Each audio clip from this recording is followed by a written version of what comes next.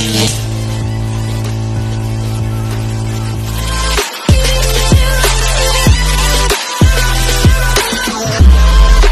isang mapagpalang araw sa inyo mga brosis.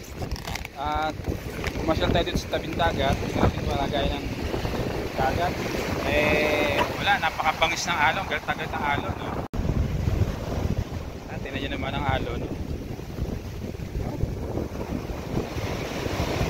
Galit-galit ng alon. Balaga po naman higit. May mga nangangalangan kasi dahil basura na padpad.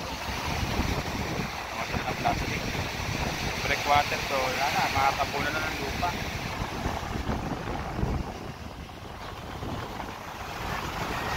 Kalagay ngayon ng ng dagat. Galit ang alon. Medyo mahirap ayun ang kalagay ng alon, talagang kalalaki ng alon, no? Para ka nasa Hawaii.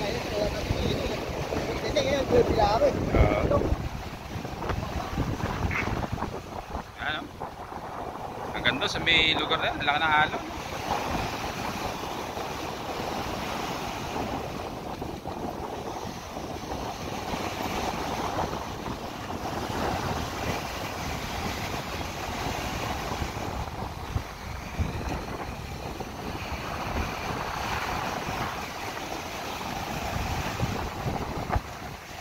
Bali, in-update ko lang uli kayo sa kalagay ng karagatan dito sa aming lugar kasi